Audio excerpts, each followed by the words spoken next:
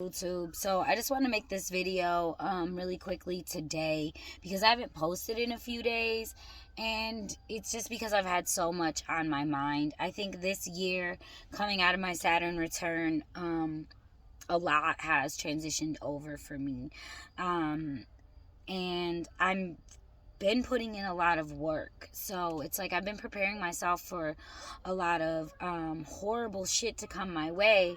But in all honesty, I've really been paying attention to these transits and also digging deep into some of my own personal struggles all year. So it's actually very rewarding. It's been very rewarding for me. And I think as these planets go direct, it's going to continue to be very rewarding for me. So I just wanted to talk today though about labels and the expectations that come with those.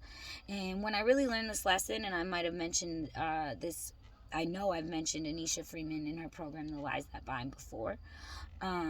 In basically, I went to this convention with her for mothers and daughters that were in this program, or for women that were in this program. For like, it was a mother and daughter event. My mom had went to the program. And so we go, and she's just talking about how she no longer calls her mom mom. She calls her by her first name because there's too many expectations, associated with the label mom. And because of the relationship with her mother would never meet those expectations. So it gave them both a place to meet in the middle and find peace and calm. And I think about this a lot in dealing with people. You know, I always try to expect people to be themselves, and to not, expect like any miracles from people. You know, people don't change, we evolve. So I really think about this though when it comes to like relationships with social media. One of the things that I really notice is that there's a lot of memes, like a real man does this, a real woman finna do that, and it's got a lot. It's not just like couples goals stuff, like, yeah, that too, like that's a big part of it, but it's also it's even smaller than stuff than that, right?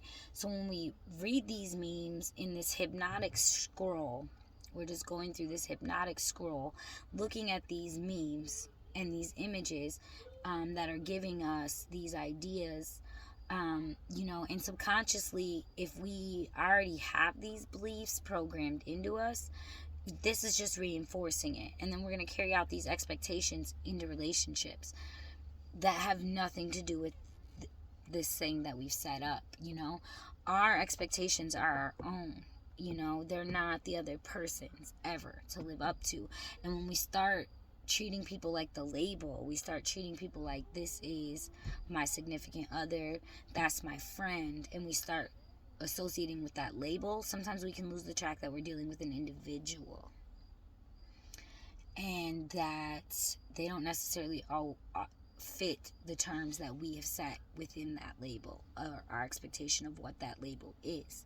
And even just adjusting that can help us in our dealings with other people. So just kind of food for thought that I've been dealing with as I take my natal 11th Chiron and watch that bitch retro through Aries in my 8th house. Have a good day, Hutu.